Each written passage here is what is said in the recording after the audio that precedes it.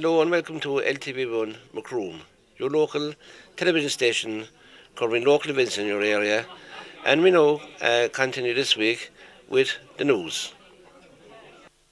Hello and welcome to this week's LTV1 News Roundup and Sport.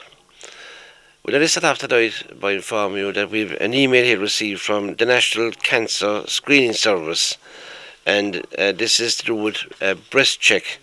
And they're informing us that breast check will be offered to women between the age of 50 and 64 who are living west of Cork City, that's including the Ballincollig and Macroom area.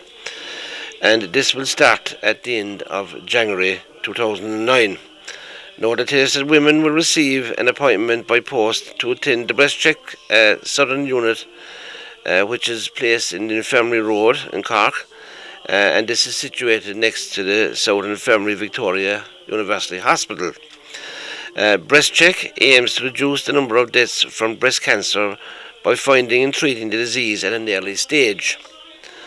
Now, breast check compiles a registered list of women between the ages of 50 and 64, and they receive these details from the Department of Social and Family Affairs, and also from insurers in the general medical services.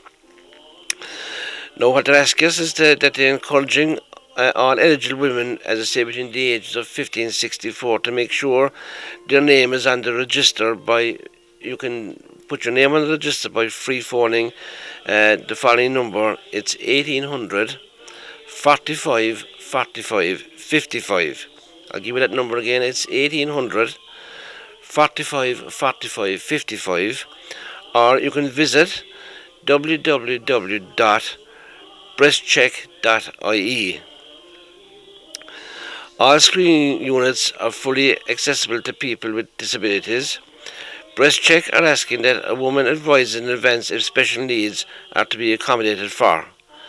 So again, as I said, this is an important announcement, and we are appealing to women between the ages of 50 and 65 to make sure that your name is on the list.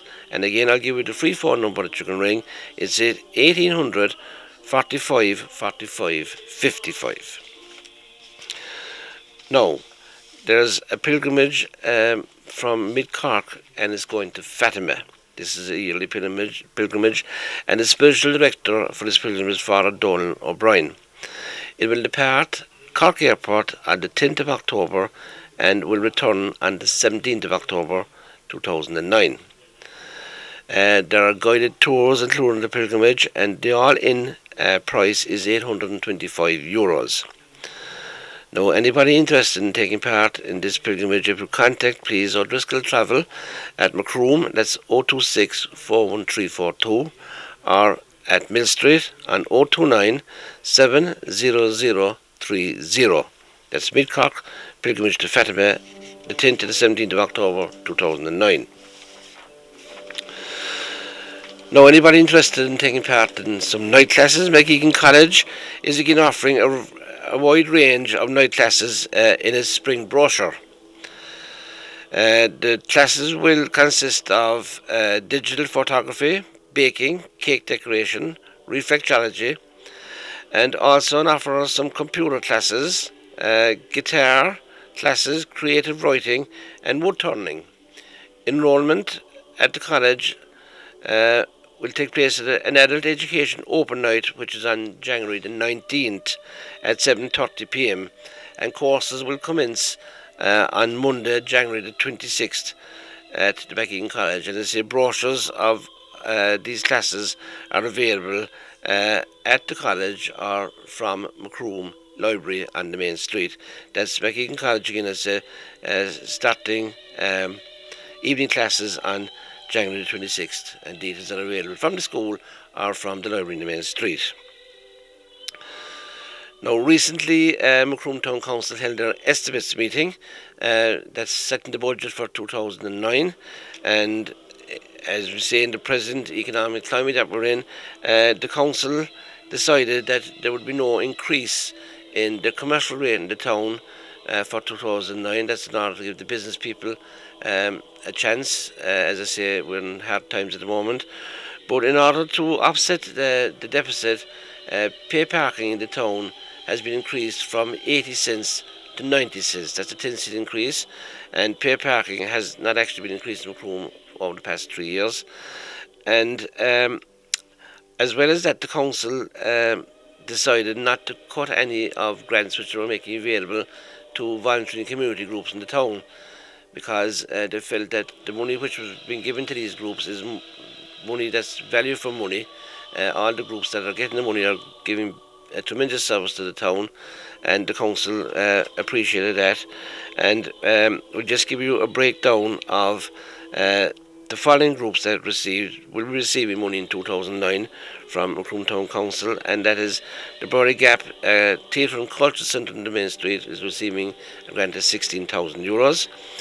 The St. Patrick's Day and St. Patrick's Week Festival Committee, they're receiving a grant of €12,000. And as we said to you last week, there are 170, I think, Americans coming to the town for that week, which is also a huge benefit to Macroom. The Macroom Tiny Towns Committee, they're receiving a grant of €8,000, and they also do fabulous work for Macroom during the whole year, keeping the town tidy and really ready for the Tiny Towns competition. The Twinning Committee, they're receiving a grant of €8,000, and they also do a lot of hard work for the town, promoting the town abroad with our two twin towns, Bewbury in France and Marcello Calcalzone in Italy. €7,000 goes towards the Macroom Sports Complex, where again there's a lot of work being done there, providing games and facilities for the youth of the town. The Eco-Label project receives €5,500. This project has been running for some years now, and is also making sure that Macroom stays within its brief of becoming the e-capital of Ireland, with all the different environmental projects which are taking place. Macroom Local Television, that's their own station, will receive a grant of €2,500, and this grant is also very welcome because, as we say, LTV is a local community service, providing community news and various events to the community of the Macroom Lee Valley area, and that grant is very much appreciated from the council. There's also an 8,000 grant, which is an amenity grant which groups in the town apply for throughout the year, and the council decides then where this money is allocated to. So overall, as I say, money they are being granted to various organisations, and the commercial rate in the town stays as it was for 2008, and hopefully this will help the business people of the town. Now, sport for last weekend in the West Cork League. Very few matches played here due to weather conditions, and in Division 2 League, Mizzen AFC 3, Clodove 1, Rosscarbery 3, Ceylon 0. Now, fixtures for next weekend, that's Sunday, January the 18th, in the Premier Division League. Leaside from Inchigeelagh take on Demanway at 12 p.m. in Inchigeelagh. In the Division 1 League, Crookstown take on Castlellack at 11 a.m. in Crookstown. Kilmichael Rovers take on Bay Rovers at 11 a.m. in Kilmichael. And Drumree Dynamos take on Toker Celtic at 2:30 p.m. in Drumree. In the Division 2 League, Harbour United take on Clodove at 2:30 p.m. and Moliga Celtic take on Ceylon at 2:30 p.m. Now, the GA scene is not much happening at the moment. The inter-county scene has started with Cork footballers and hurlers taking part in competitions this weekend. We'd just like to give you a small reminder of the championship draws in the county where local teams are involved for 2009, and in the Premier Intermediate Football Championship, Ballingeary take on Glenmore in that first round game, and in the Intermediate A Football Championship, Arborough take on Adragol, Erogue will be playing Delaney's, Kinnamato take on Ballyclaw, and Macroom take on Kinsale, and Kenneby will play Youghal. They are the championship draws. We just like to remind you of those again for 2009. Now, on Sunday in Macroom, as we told you last week, the Macroom Boxing Club held their annual boxing tournament. This was a very successful tournament. We went along with our cameras and we just took a few shots of what was happening down in the Macroom Sports Complex, and we'd like to bring you that now.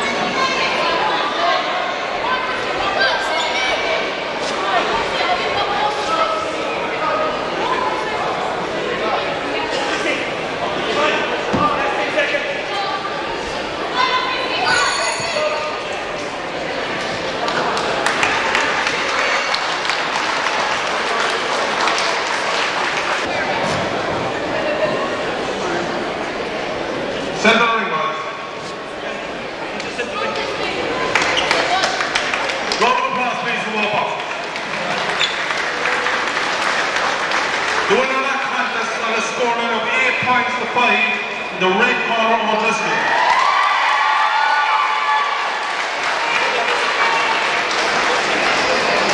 The next contest was a no decision contest between Mike. Now that's all I have for you this week. Again, I'd like to thank you for sending me in the information which I've received. And as I always say, if anybody has anything to be advertised or anything to be covered, would you please let us know? You can contact me, Pat O'Connell at LTV1 Macroom, and the phone number is 087 266 2192. Thank you for watching. I'd now like to hand you over to Ann Dunn, who is covering some local events in the area and also bringing you news from the Brody Gap Theatre and Cinema. Now I'm here with the listings of entertainment for the coming weeks, and at Unit Cultura we have a new dance and music work by Rachel Holstead, composer and sound artist, and that is on Friday the 16th of January at 8:30 p.m. Tickets are €10 and concessions 5, and you can pre-book at 026 457 33. And at Brary Gap on Friday the 16th of January at 8 p.m. Corsetless by Catherine Eaton. And for this event we are offering to our viewers 2 tickets for the price of 1. That's a special offer for our viewers for Corsetless Friday the 16th of January at 8 p.m. And on Thursday the 12th of February at 8 p.m. Michael English in concert. Also our own Jim Murray with Seamus Begley on the 21st of February at 8:30 p.m. and that's the local launch of their new CD. And Sunday, February the 22nd at 8 p.m. The Voice of Joe Dolan with Pascal Brennan. Again, all booking is 026 41793. Thank you. Hello and welcome to the programme. Well, here I am now in Macroom Library this morning, and I'm not sure if you all know about it or not, but on the second Monday of each month they have something that's called the Gramophone Circle. Now this is music played for anybody that would like to listen, and later on we will have a chat with people that are here as an audience. But I'm joined today with Ken O'Callaghan and Eddie Hogan. Now Ken O'Callaghan I know already because he worked with RTE Cork and he gave me the fright of my life. One time, a lot of you will remember when we won the Gayburn Community Talent Show. And the morning the results were announced, Ken happened to call to me at home for a different reason altogether. But of course, I said, he's from RTE, he's going to drop the hint somewhere along the way. And he got the china and everything, but it just was a pure coincidence. But anyway, we went on to win, so that's all history. So, Ken, what are you doing here in Macroom today? Well, I'm a great classical music lover, and my friend Eddie here welcomed me into the gramophone circle when I retired, and I was delighted to become a member and to be involved both on the listener side and on the what we call the tracking side, playing the CDs for the person who's presenting. And we have several venues around the city and county, and we're out here this morning now presenting. And how do you select the music? Is it your own choice, or do you try to get a feedback from your audience and try and select music to suit them? Or perhaps maybe this is Eddie's question. First of all, you're very welcome to the programme, Eddie. We gauge our audience and we presume that they like the kind of music that we present. So we give a varied selection, so there is something to please everybody. It's a very wide selection. My programme this morning is a potpourri of music delights.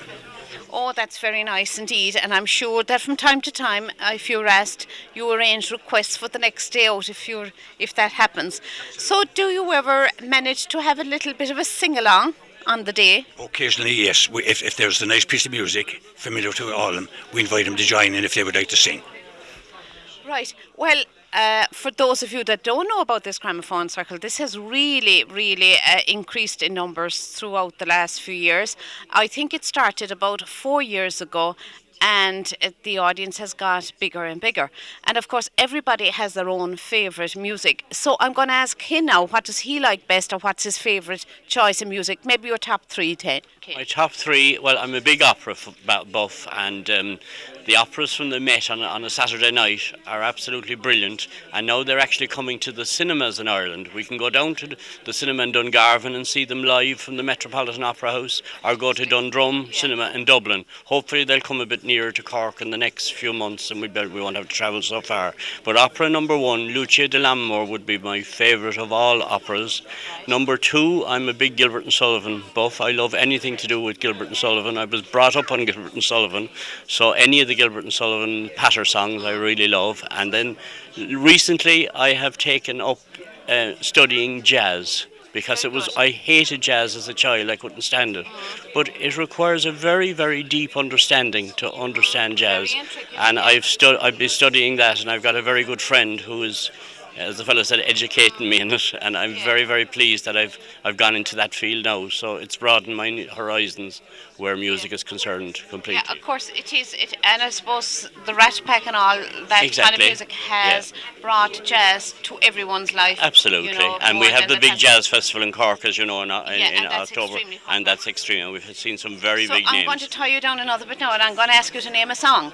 Well, Your favourite song of all time. Anything of Ella Fitzgerald would be. I God, think Ella is. couldn't go wrong. She's wonderful. You couldn't She's go wrong. absolutely wonderful. She was in Cork some years ago, and I saw her live, and I met her after was an backstage, and experience. it was a wonderful experience altogether. It was. Wonderful.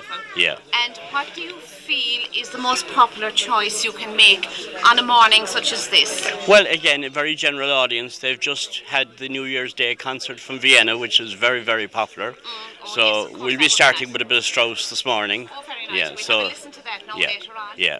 And we'll get back to you there now, and I'm going to ask you your favourites as well. I have a very, very wide, varied selection. But you still have a favourite? I love opera, operetta, songs, ballads, instrumental, choral and orchestral music. And do you find with your audience that is kind of the general trend that they share? That will please everybody. I have no doubt that this morning that my programme will be very well liked by everybody here this morning. Well, we'll have a chat with your audience after that. So now I'm going to let these gentlemen continue with their programme this morning, and we'll come back later on and have a chat with perhaps some of the audience and see how it's going.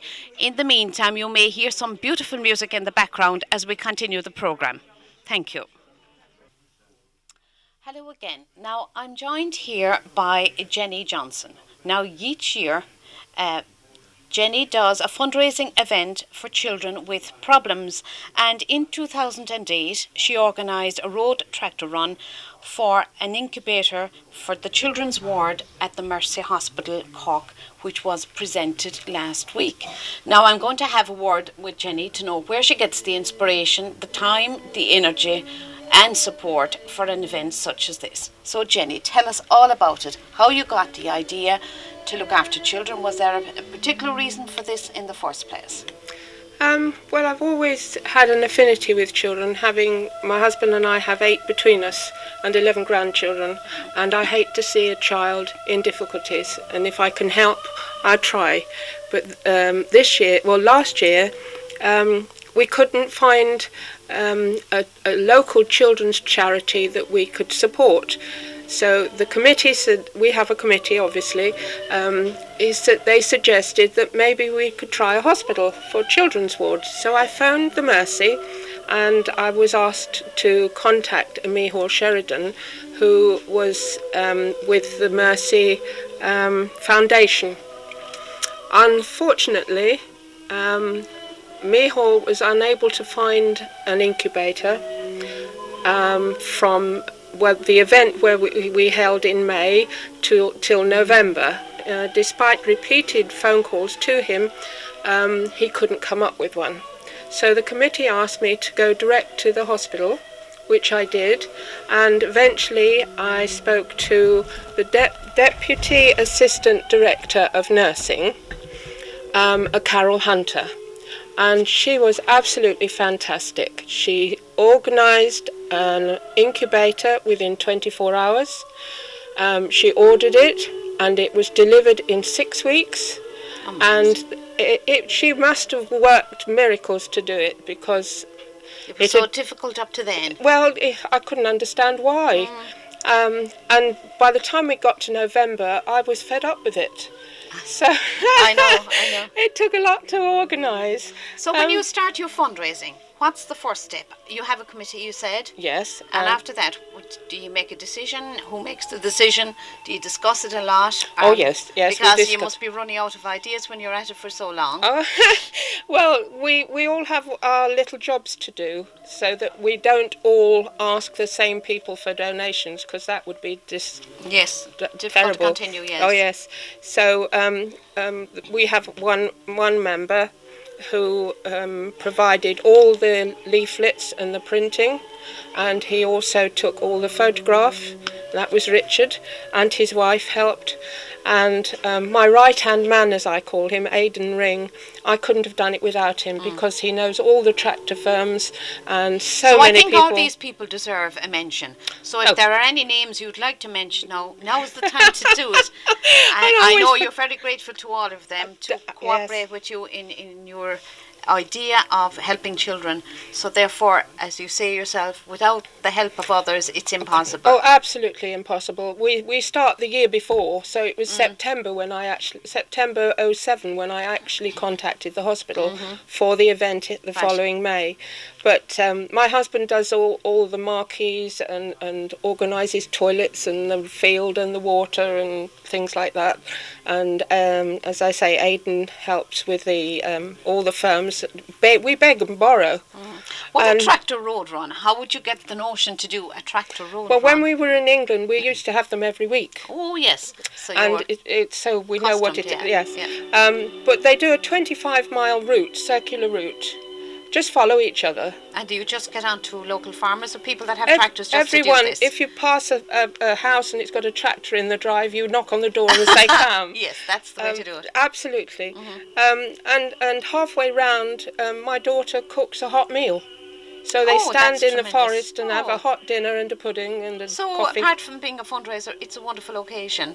Oh, yes. Yes. And we live on the mountain, so the views are fantastic. We always pick a route that's interesting, otherwise they get fed up. And the lakes and the mountains around Ballingeary are fantastic. You can't buy views like that. They're absolutely fantastic. And they come from Tralee, Tipperary. We had people from England, down as far as Skull, everywhere in between. And the support is fantastic, and the village supports us as well. We had 66 raffle prizes donated. And I was walking across the field on the day from the registration marquee and to we cooked breakfast. And so I was going back, I cooked breakfast. And a man said, "Are you Jenny Johnson?" And I said, "Yes." He said, "I'd like you to accept this." And he gave me a cheque for €250. And I'd never seen him before. It's absolutely fantastic, the support. So it's wonderful to hear that. I mean, this is 2008 and it's unfortunately the age of doom and gloom. So to hear someone like yourself being so enthusiastic, so giving of your time, and not alone you, but all the other people, the people on the tractors, people that give you money, and people that have big hearts, really. Oh, yes. That's what keeps you going.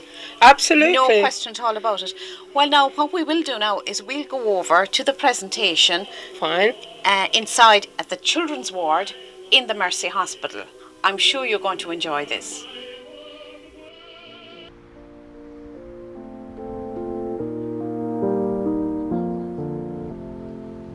I watch the sun. We're supposed to have the first present. How are you?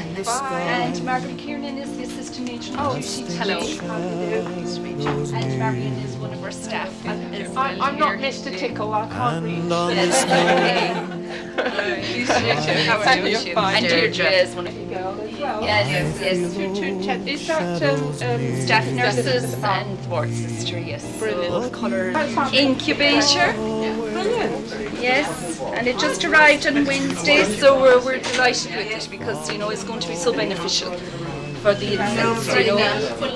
What age do they take Up to 10 kilos can go in, but it would probably be up to about 3 to 4 months because otherwise the children would be too big, you know. But we'll have a lot of use for that because we take children from newborn right up to the age of 16. Oh, right, okay. And, you know, we have rooms for, we have some infants on the ward at the moment as well. Okay. So it'll be used in our high care room, which is this one here behind us, because the patient that will be in this, the child in this, will be a critically ill child. Yeah. So you can put oxygen in, you can put drips, and you can use these hand Without having to actually open it. without opening it and letting the child get cold. And Because we can regulate the temperature, so we can actually strip the child down. All I have to do is have it snappy on, so we can observe them, especially. Yeah, like that. Yeah. you know. I can read it out to you. It's Jenny Johnson, Spellingary, Tractor Road, around 2008. Donated €7,530 towards the cost of this incubator in the Mercy Hospital. Brilliant. That's what I wrote.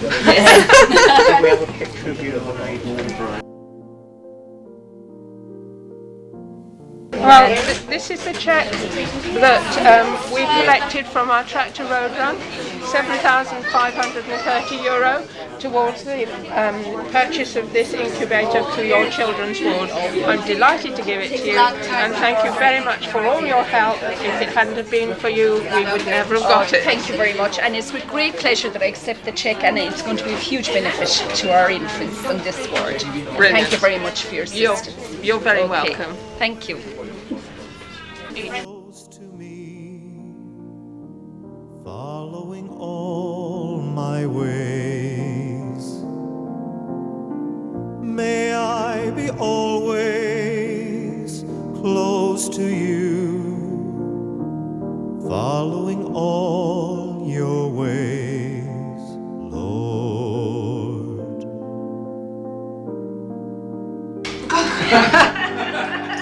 I watch the moonlight guarding the night, waiting till morning comes. The air is silent. Wasn't that a lovely evening, and wasn't it a lovely way to finish your big fundraising event in 2008? I was absolutely thrilled, and Carol Hunter was so helpful and charming, and all the nurses were fantastic.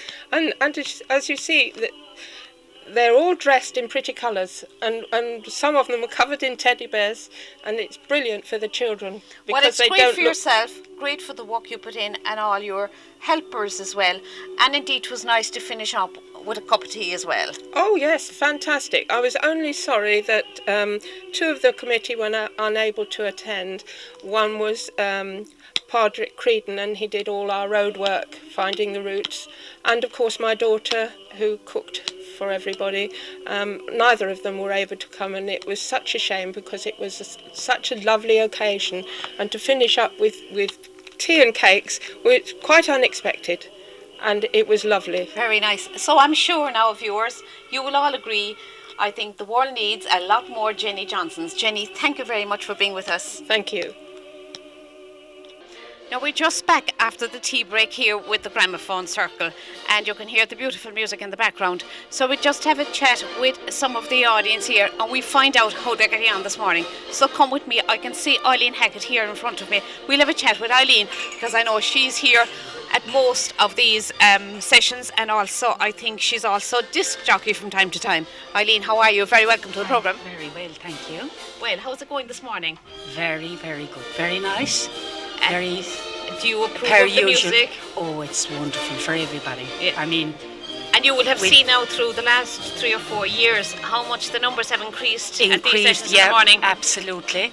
And it's become a kind of a social occasion, really. Yes, actually. And what would you like to say to people now that are viewing at the moment and maybe would say, God, that's a great idea, I was never in there before? You'd say, come along and we'll make you welcome. Come along. It's a beautiful way to spend 1 hour and a half every month. And we have different people doing the programmes and lovely selection of music. I know that you prepare some of the music yourself. How long does it take you to prepare? Well, it takes me about the month, really, to put it together and to... Yeah, because you're very selective about what you do. Well, you see, and you don't want to repeat, and you try and have a varied selection. So like the two guys up in front there now? They're very professional people. They're very professional. They are. But I asked them their favourite song of all time. Yes. So I'm asking you the same question. Well, mine is Maria Callas singing Casta Diva. Oh, very, very That's difficult my to beat favourite. that. Indeed, it's very difficult to beat that. All music lovers, is there anybody else would like to give a little bit of their views here? They're all turning away from me, I think. But anyway, we know anyway that we have our friend here beside us and another friend beside him. So no stranger to the viewing here, and I'll sit down because when he starts there's no finish to him. Donal O'Mahony is beside me here. So Donal, how's it going here? Very well indeed. A lot of the stuff now played today is new to me, so it is very good to hear somebody's... Something fresh? Yes, indeed. Yeah. And what kind of music would you prefer to listen to? Well, I take in all tastes.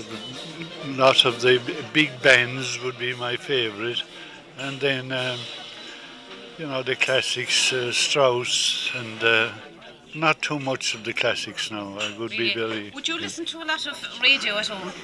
I mean, saying music, like I do. we say, for example, Lyric FM, where to be predominantly music. Just right. Yeah. Especially in the summertime.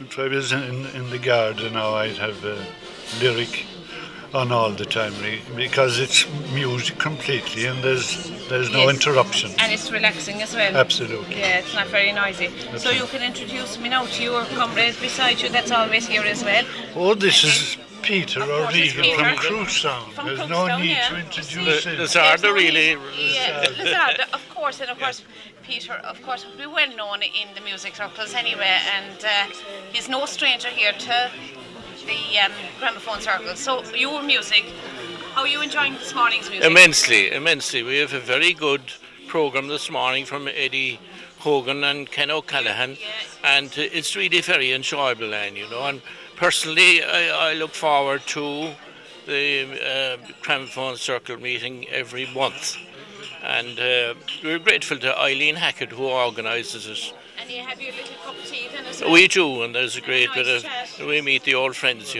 That's great, isn't Yeah, it? it is great. So, once again, I'm going to ask you your favourite music, because we're trying to get a feel for what people would like here in the library. Well, I have a very... Like Donal, I have a very... It's the second Monday of every month, just in case I get that wrong, isn't it? The second which? It's the second Monday of each month. It is the second Monday at 11 o'clock in the library in Macroom, yes. So, anyway... But anyway, I have a varied taste, really. Like classical, I love Irish traditional music, particularly dance music and songs as well. We get that here, and we get a varied program, and you may not like every single performance, but you'll get plenty that you will like. But you know what? I'm going to ask these two gentlemen what they think of present day music. We'll say what we consider top of the pops, or what you'll be listening to on the radio. If you turned on, we'll say 2FM. So lads, come on, tell us, what do you think of that music? Rap and...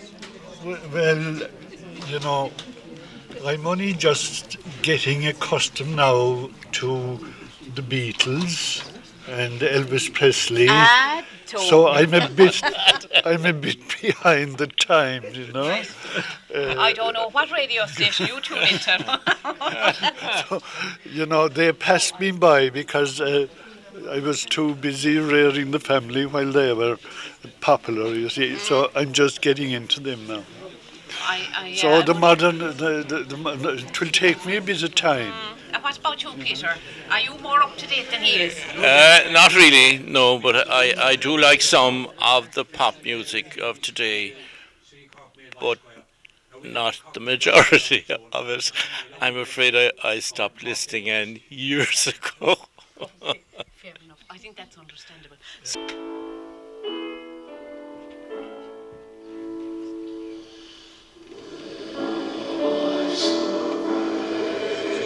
This piece of music, I think, is Cockmail Voice Choir. I think that he has it introduced, and you will admit it's absolutely very beautiful.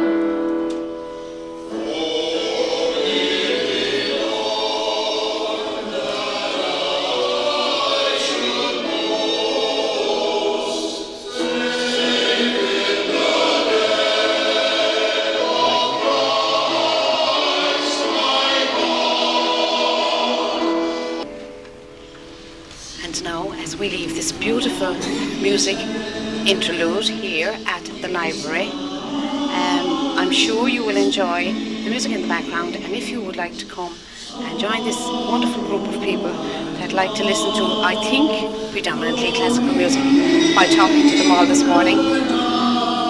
It is the second Monday of each month here at Macroom Library. During 2008, Donal Ring Cayley Band, they celebrated 50 years of being on the road. They held their 50th anniversary concert in the Brody Gap, Macroom, and we covered this concert. Tonight we are bringing you part one of the Donal Ring Cayley Band 50th anniversary concert. We're going to have a concert with Donal Ring Cayley Band. You're very welcome to the programme, Donal. So, just to start off, when was the last time you can remember you played in Macroom? I think the last time we played here and was in the Castle Ballroom for Jerry Lucy, I think. God rest the man. Yeah, Jerry Lucy had this building actually too. And I have an awful idea, and that we played here once. I have that idea. Yeah, that's possible because it was a concert venue. Of course, it was always known as Macroom Cinema. Is that right? But Don Lucy are, yeah. Well, I must say to the fabulous venue, to the absolutely beautiful, lovely sound. Jerry Lucy, wasn't it? Yeah, Jerry Lucy was the owner here. Of course he was. That's His right. brother was Dan Lucy. So you enjoy playing. We enjoyed it because it's a lovely theatre. The theatre is absolutely gorgeous, you know. To the credit to you all, and thank you very much for having us here at the Brody Gap. Oh, not at all. But then, of course, you would have played in the surrounding areas. There was times when there was the open air dancing. That's right. Platforms and all that. That's right. We played Baxter and Raleigh, and we didn't know the Mons. We played for John Callan. I can't think of the platform, which was back near Toon Bridge. And of course we played in the dance hall in Ballyvourney and Kilnamartyr, and we played in Macroom, and we played all around the place up in. But of course you're no stranger to Macroom anyway, because your roots are in Macroom. My roots are in Macroom, and my father, God rest him, was from Rennery, Gotnavinge, and my mother was in Coolay. So my You're father. a native. I was often accused of being a Kerryman with the accent, but I suppose it was when my father and mother got the accent. But I went to school in Rennery for 2 years. Yes. It was very enjoyable, and I learned a lot of Irish, which I have forgotten. Unfortunately, you would forget it when you wouldn't be speaking it every day. Indeed, you would. So. So when did you move from? You moved from Rennery then. Did you move as a child? Well, I came as a child to Rennery back to my Uncle Danny and my Uncle John and my Aunt Maggie. And I went to school, as I said, for 2 years there, and then went back to Greenagh again. I went back to Ratoff School. And indeed, the master there, Master Cranage, was very interested in my Gaeilge, as he thought it was slightly different to the Irish he was using. It was a good loss to it, yeah. And he used to make me tell the stories in Irish. But as I said to you, you'd forget it when you wouldn't be saying it every day, you know. So music was always in your family? Music was from my father's side, and my father got it from his grandmother. She'd be McCarthy from Silver Grove. She'd be an aunt now, Jimmy McCarthy, the songwriter. Oh, right. So and Jimmy was here in Macomb not so long ago. He was honoured as... That's right, a fabulous artist in fairness. Indeed, yeah. He got Freeman of the town here. So we're all connected. Imagine, We are indeed, and so the music is as I said, no, his aunt was my grandmother, and it was from her. She used to play the melodeon. She was called the melodeon, and of course my father played it, and from there it kind of blossomed, you know. It's like all one happy family. So in music, it was. And so in your early childhood days, now would you have thought about, was it sitting around the fire at night and playing away music, or was it kind of a ring household? It was. The first influence was from my father, and to be fair to him, he used to play for hours at night, and he'd play in the morning. Yes. He had a lot of. He had a lot of mind for playing in the morning, you know, and it's amazing. Even Sunday morning he'd be playing in my mother's, which that give people go up to mass, and she'd say, "Put away that for me, don't the people be talking about us? They're going up to mass." But he was the influence, in fairness. So moving on, then, when did you start playing yourself professionally? We'll say the dance band or the Donal Ring Kelly band. I started off with Donal Coleman from Rockhill in Greenagh. He was a very good player, and his cousin Denny. And I fell in with the two of them, and we got involved with a band in Malone in 1951-52, I'd say, and we spent 2 years together there, and then we left, and we got to know the Murphys, who were from Clondalkin side, and we started the Blarney Kelly band, all of us together. All right. That was back in 1958. No, sorry, it was around 54.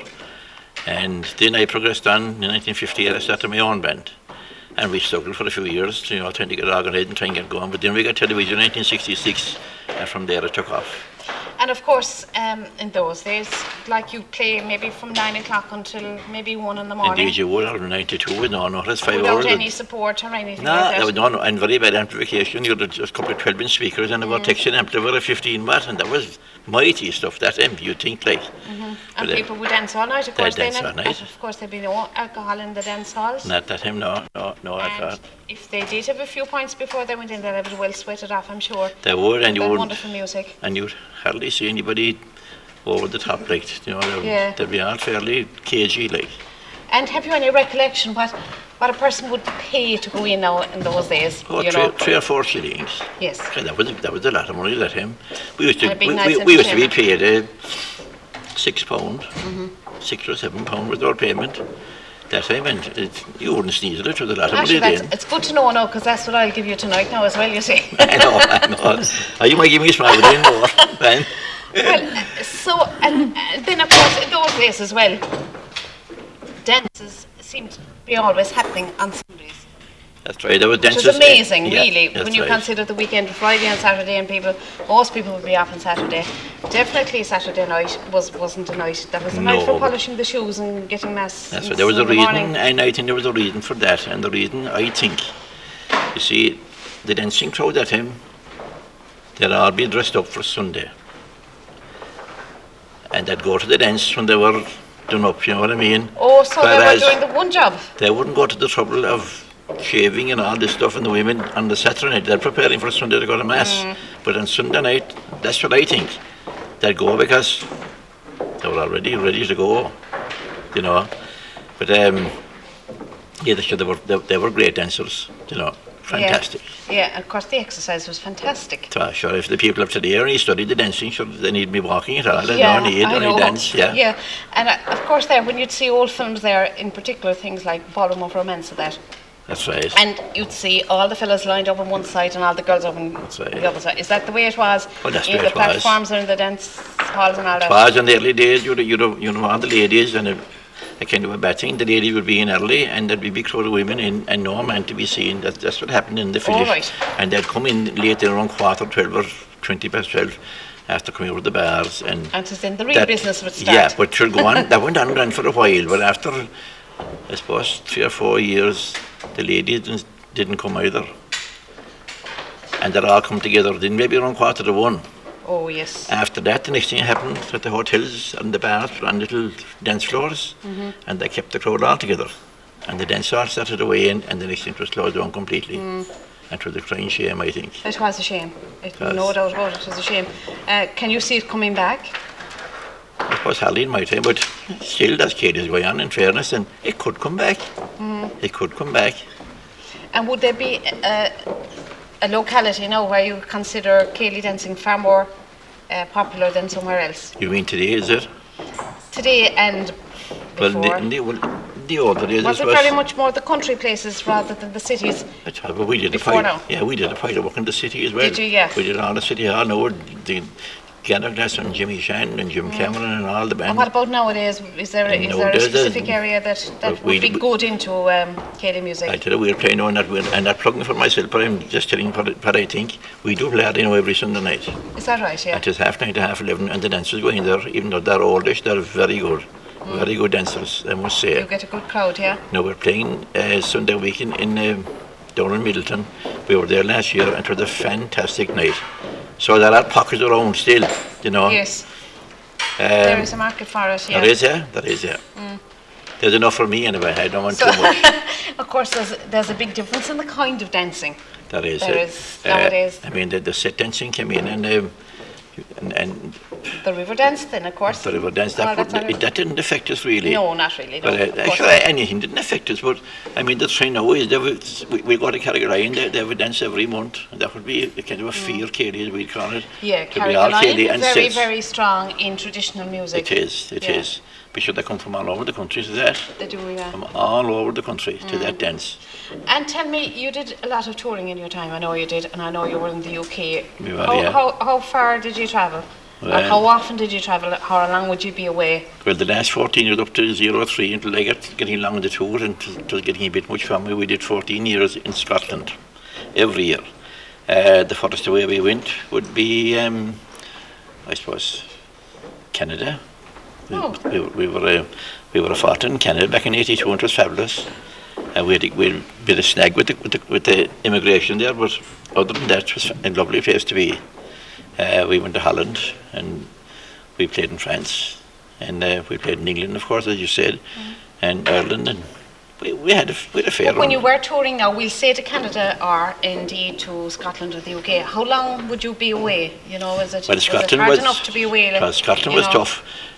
Scotland was tough, but it was fantastic because the dancing was great, and they wanted us. And it's a bit similar, anyway, Scottish music. It was the way slower, and funny thing about it is that you don't start and stop where you like in Scotland. There are a set amount of bars for every dance, and you play that rigidly. Right. So you have to stay awake. If you miss your cue, like you could go on too long, and you would have dancers. No bluffing there. No, and you'd have dancers disappointed. I've seen them on the floor early on in the early days. Guys were kills, and this could be a Wars Day, and they stopped on the floor, and I looked up as much as what are you doing? But we discovered in that all the dances are 32 bar phrases, and we played it tonight, Buckle on Erden and Sean Glenn, when you come to bars and had that 24 bar waltzes. We didn't realise it until they put us under pressure, Pointed it out. And did any of you then get official training, as in reading music and all that sort of thing? No. Or was it all handed down from? Well, no, my son Donal went to Markella for a good bit. All right, Mort, of course. He was actually here tonight. Mort helped him an awful lot. Put him on the right road, kind of a thing. Mort is a marvellous accordion player. He's very good, and Noreen, they're fantastic. Yeah, superb, yeah. And what they've done for the youth and what they've taught. Yeah, it is amazing, It was great, yeah. It was great to see that. To keep it going, of course. It is. What was playing tonight? He was late coming in. He was gasping. He said he missed the first 20 minutes. But having said that, they were a great family. You know, So and that's our age group. You know, and So after 50 years now in the music business, surely there must be a highlight or two. I should there was. I suppose if I can think. What would be the greatest moment? Yeah, I suppose RT. We got a lot of exposure on TV, and we played in some very big halls, especially in Scotland. You know, we're thinking about some fabulous places. We played in the presence of the late Jimmy Shannon and a lot of their musicians. And I mean, you could, from my point of view, I was buying their records and enjoying their music, but to think that they were inside in the same building as where we were playing. That was pressure. Fair honour. And it was fair pressure, I can tell you. Of course. Yeah. And then all your family, of course, got involved. Yeah, well, that's another thing. I was awful lucky that down through the years, I had some great personnel. They were great players. Even my daughter there now, and my son Donal and Dermot played in the band. My daughter really played in the band. My brother Michael was in the original band. He's back with me now again, Michael, and my brother George, God rest him. And I had what we call always said that they were great. I mean, I was fortunate to get them. You know, look, you're as good as your worst player. That's a saying. But I must say that I had some great players. Yeah. But sure, that is the Ring family, and I suppose we could do now with a few Christie Rings back now on the hurling field as well, couldn't we? We could do about 4 of them for Kilkenny at the rate they're going. That's true. So we'll wind it up. Thank you very much, Donal, for talking to us, and we wish you success after your 50 years. Thanks, Anne, very much. Hopefully you'll be back again soon in Macroom. We'd love to have you back. Next year, we'd love to be back too. Because obviously with the show being booked out and everything, it means that you're still a very, very popular band. Well, we must be doing something right, Anne. We must be doing something right, and whatever it is, keep with it. Yeah. So thank you very much. And thank you too. Thank you very much. Good night. And thanks to Dan. Thank you.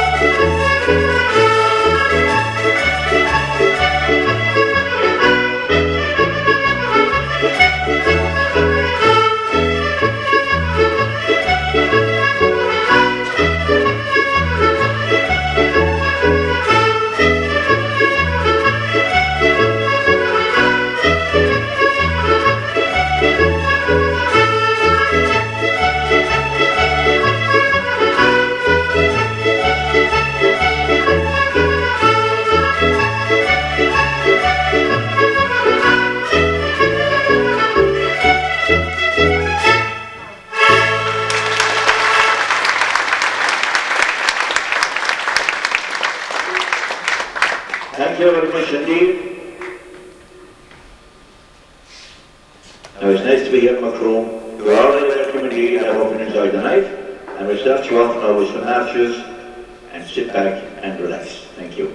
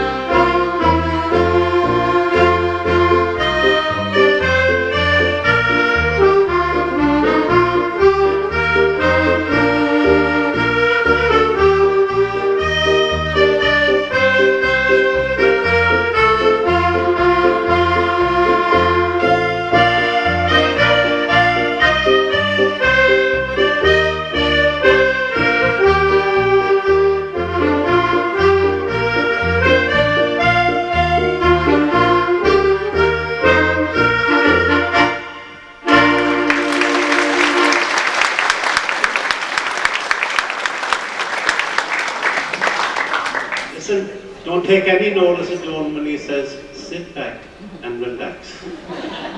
If you want to clap or shout or stamp your feet, you're quite welcome to do it. And we were last week, a lady came to us around Westmore, the week before I think, and she said, Donal ringing concert? No way, no way. But I'll just tell you a little story. Our first concert was about 15 years ago in Kelso in Scotland, in the Tate Hall. Now there was famous fellas there before us like Billy Connolly and a few other fellas, you know. But we were halfway into the show and we weren't getting a feedback at all, you know, the people were very quiet. And I was saying, oh God, lads, we're dead. So I snuck down the stage here, down the side, down to the side door, and I looked in at the people, and all the legs were going like this. And at half time we sold 300 tapes, so they must have enjoyed it. You enjoy yourselves tonight, and there are three ladies, I think there are three ladies tonight, maybe there are only two, three musketeers from up the hill there, out there somewhere. What do they call that place you're from down? No.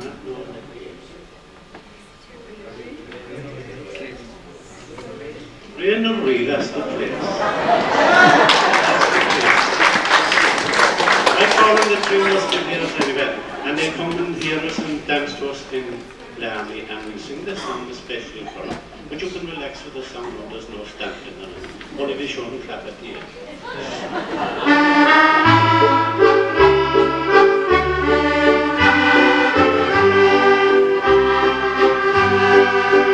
As the golden sun shines down upon O'Leary, and the Irish hearts are happy here today. But on toast the calls to waves and the ocean, and the loved ones in those lands so far away. As the sunbeams start to gold the purple heather, and the shamrock in the valleys kissed with dew, there's a message on its way across the ocean. Sure it's Ireland, Mother Ireland, calling you.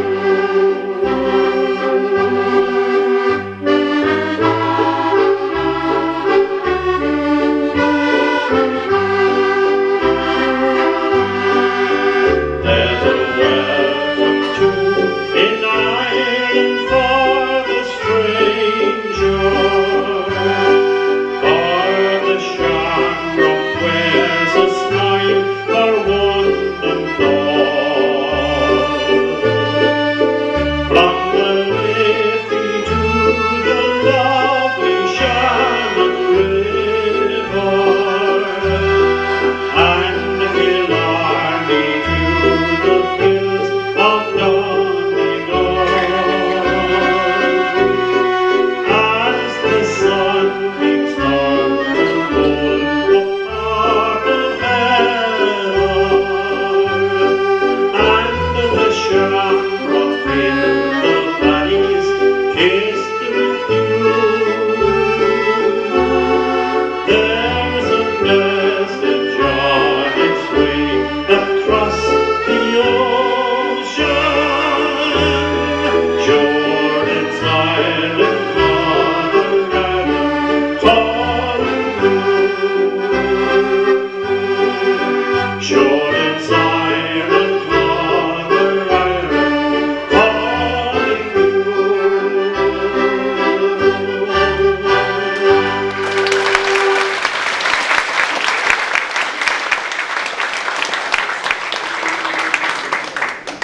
We've discovered anyway that you have great taste and delight.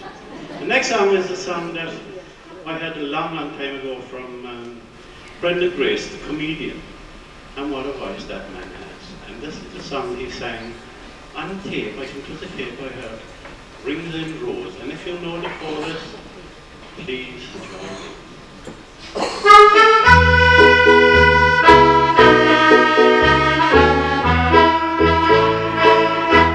In Dublin town there is a girl, little band of flowers I'm wearing,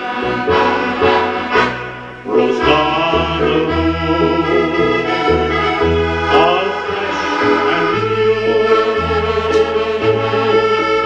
and the love all hidden, if you don't sing it, and there she goes, eyelids and gold, in God's garden there's none better, and there she goes, eyelids and gold, Dublin town has seen none better. Sweet 17, my seamstress queen, she's no bigger than a thimble, so sad and skin,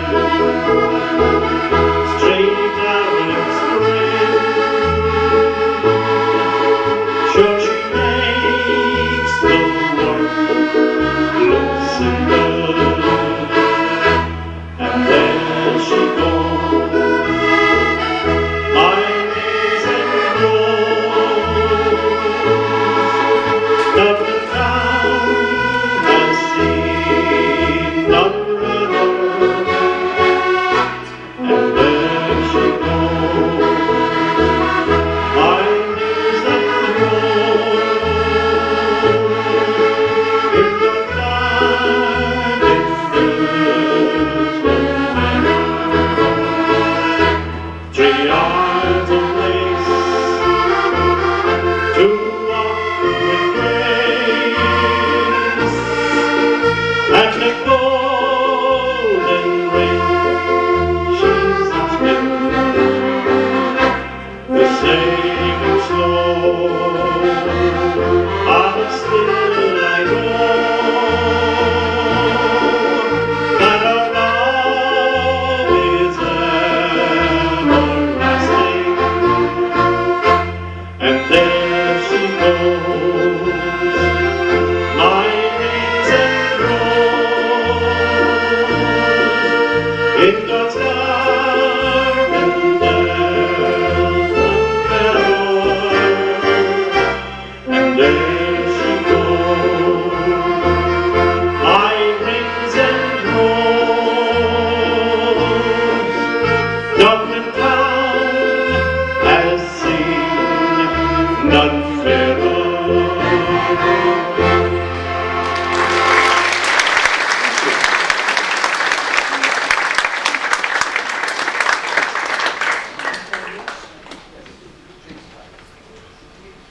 This time we have a few jigs, and like I said, let the hair down if you have it. My father's jig.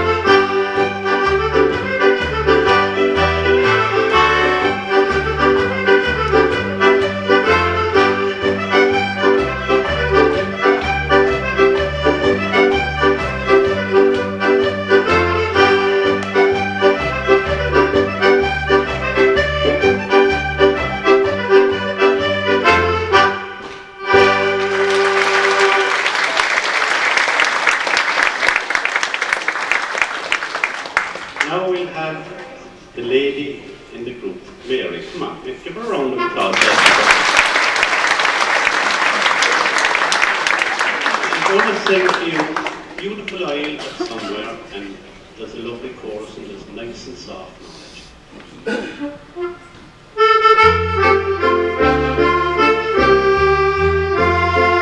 Somewhere the sun is shining, somewhere the flowers are blooming.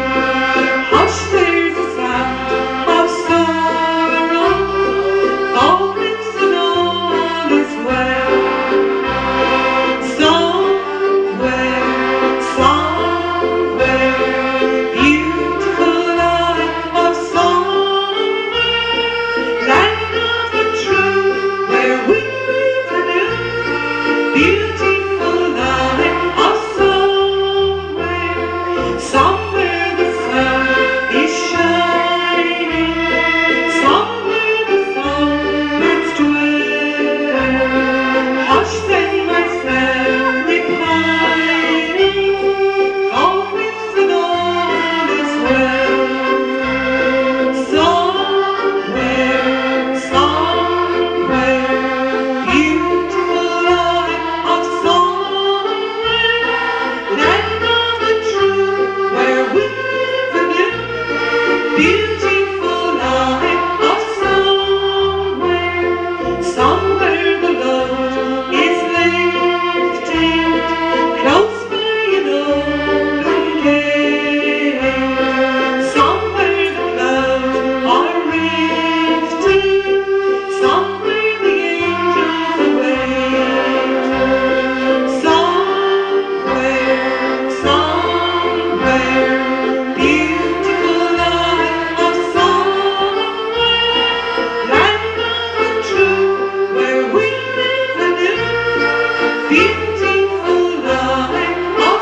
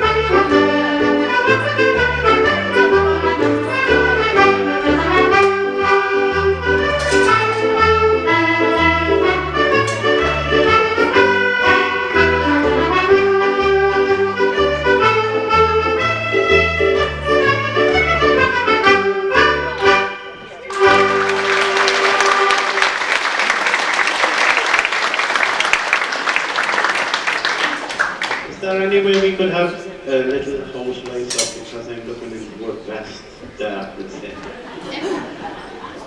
Vast dark. I'd love to be able to sit on a little bit, but because in case somebody might know me, you know. Next song is a song we learned this year again, and but incidentally we have a new CD made that will be out very shortly. And this one of the songs will be on it. And boy, and you know that they'll be great at Christmas. dresses. They're only a tenner each. Oh, but we have the other ones here for last Christmas, the same thing. This song is it's called The Green Fields of Ireland, and I love the song because it's only this year I got it.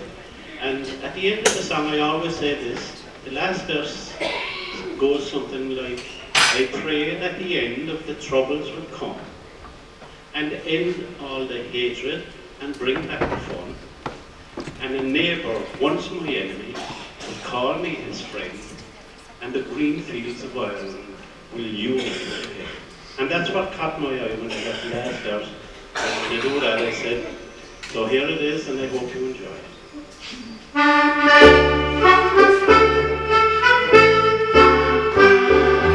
We are an island way out on the sea. We are the Irish as proud as can be. It's on summer breezes and wild winter winds, our hearts in the green fields of Ireland. Over the lea, across the Atlantic, go on to I see. The high hills of Banff through the coastline of there, the green fields of Ireland will welcome you there. We are an island way out by the sea. We are the Irish as proud as can be. It's on summer breezes and wild winter winds, our hearts in the green fields of Ireland. I stand in the harbour, what do I see? A brave ocean liner is waiting for me. There's young people leaving lands far away, and all that I ask is the right for to stay. We are an island way out on the sea. We are the Irish as proud as can be. It's on summer breezes and wild winter winds, our hearts in the green fields of Ireland.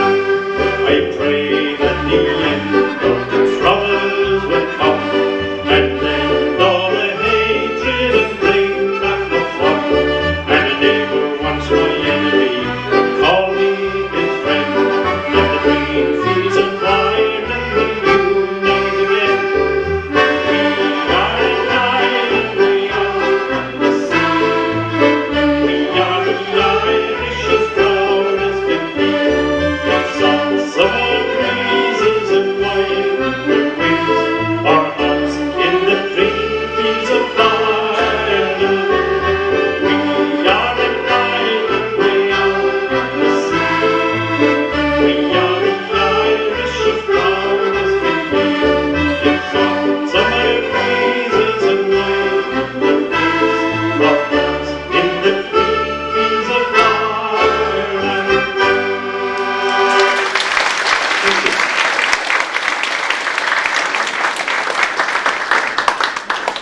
And now, gents and ladies, I'd like to introduce to you a great friend of mine down the years, and you all know him, I'm sure, quite well. His name is Tony Hegarty. Tony, you're very welcome indeed.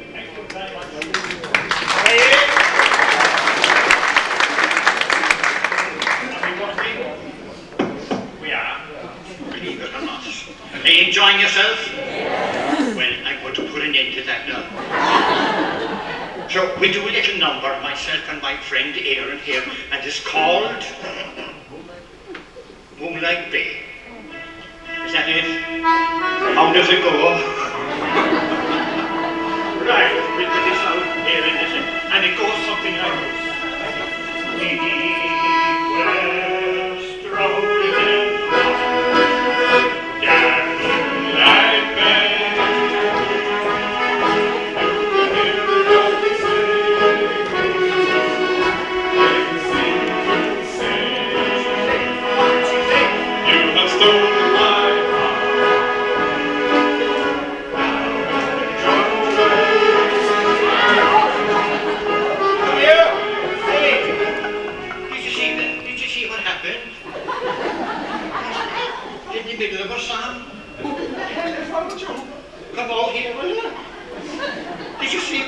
What's wrong with that? What's wrong with me? And we were singing the song and she came up and she pricked me bit of a chorus. Don't worry about that, no, man. She'll bring it back when she's finished with it. She'll bring it back when she's finished with it? Bring it back when she's finished. Are you sure of that? Don't worry your head about it. Right. Don't you know it? Yeah, we've an act to do. Come on. Okay. They're waiting for us. Are we ready?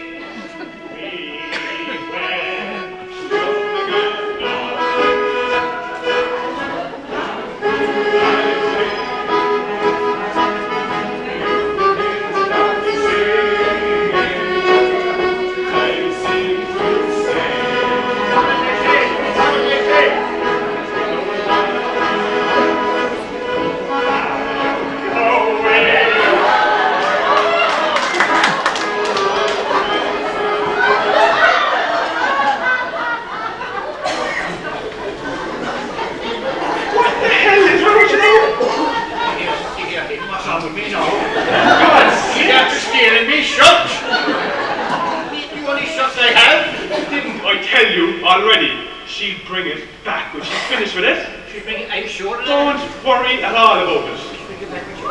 Just calm down.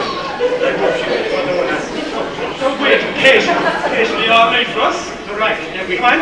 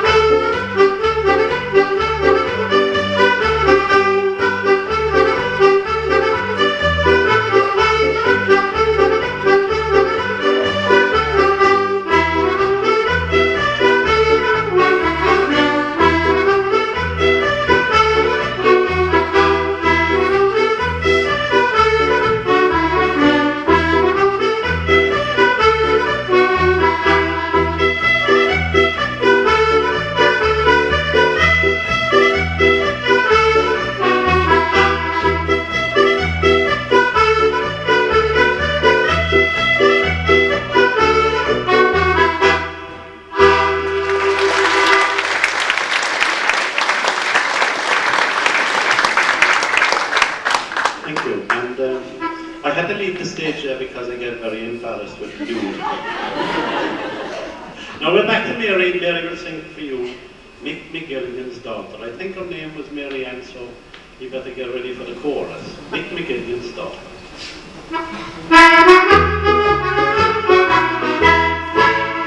He's a gallant Irish man, he's a daughter Mary Ann, the sweetest, neatest pine in the fire. Though she has no silk or satin, she's a wonder at my baton, in a fluid fascinating sort of style. When she's selling filter fish, sure it is her fondest wish to capture with her heart some handsome man. And no matter where she goes, sure everybody knows that she's Mick McGilligan's daughter Mary Ann. She's a darling, she's a daisy, and she drives the people crazy. She's legs and arms upon her like a man. And no matter where she goes, sure everybody knows that she's Mick McGilligan's daughter Mary Ann. She knows white frocks and dresses and some gorgeous one-piece dresses. She can use her feet delightfully in a dance. And a little Rick of mother doesn't cause her any bother, and those foreign terrible tellers straight from France. We've a bully every year when her birth is drawing near, with all the falling pains in his heart. For he's got to lose his daughter as another one has fought her. He knows with Mary Ann he'll have to part. He's a darling, she's a daisy, and she drives the people crazy. She's legs and arms upon her like a man. And no matter where she goes, sure everybody knows that she's Mick McGilligan's daughter Mary Ann. Her fiance's name is Jim, he is wiry, tall and slim. He tarries at the milk bar all day long, but he's cushioned out tonight in his very glorious fight. Every single man from mine has heard them gone. Sure he gives his daughter and to the care of her good man, but he's drowning in confetti and in rice. And at the breakfast after there be songs and dance and laughter, and roast her to a stout or to surprise. She's a darling, she's a daisy, and she drives the people crazy. She's legs and arms upon her like a man. And no matter where she goes, sure everybody knows that she's Mick McGilligan's daughter Mary Ann.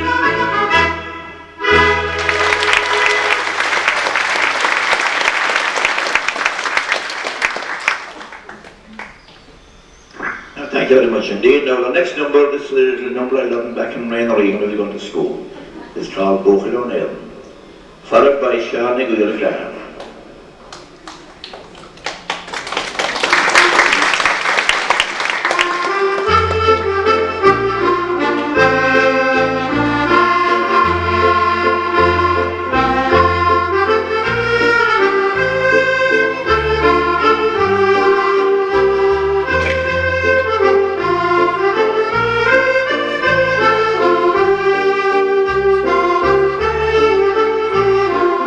Thank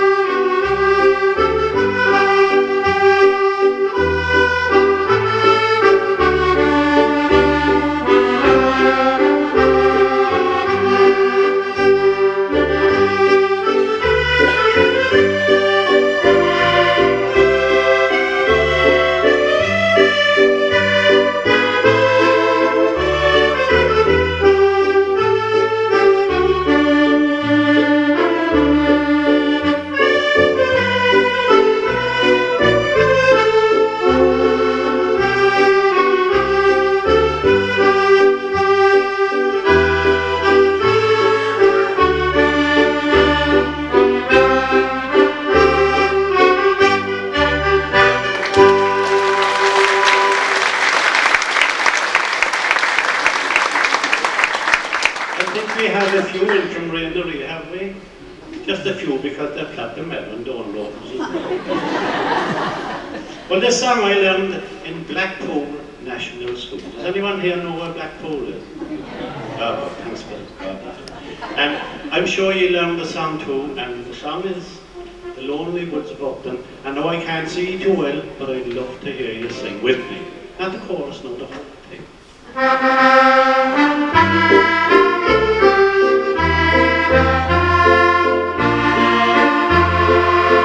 Many homes are filled with sorrow and sadness. Many hearts are filled with anguish and with pain. But old Ireland now she hangs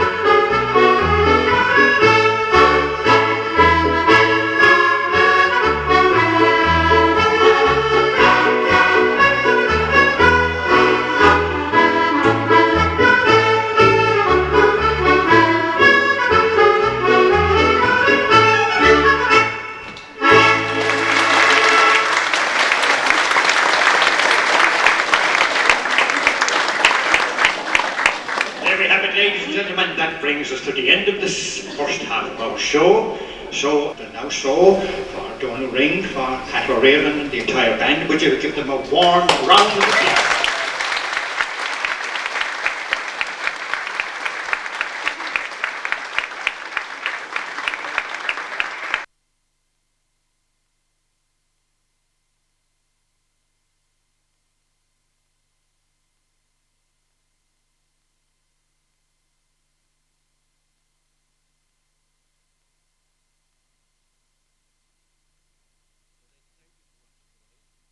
You enjoyed our program, and we'll see you again next week. Thank you for watching.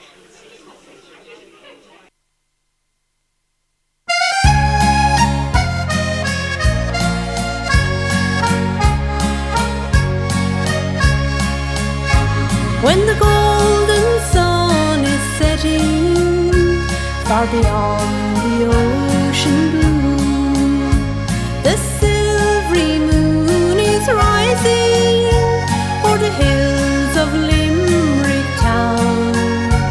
I often dream of Erin and my friends so far away, and the bonny hills of Fenna on the banks of Mulroy Bay. I often see my mother sitting by her cottage door, my sisters and my brothers as they wander around the shore.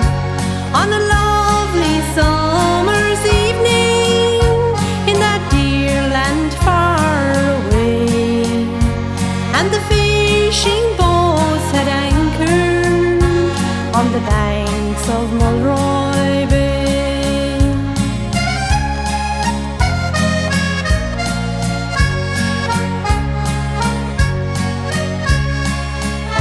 I may never see my Mary, nor the place where I was born.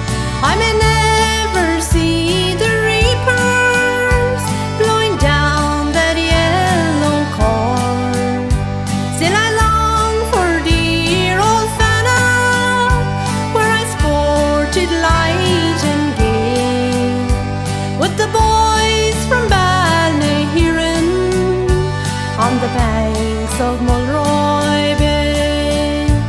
I'm all alone in exile, far from my native home, a poor forlorn stranger, o'er this wide world I must roam. Still I'll ne'er forget old Ireland and that morning dark and grey, when I bid farewell to Mary on the bank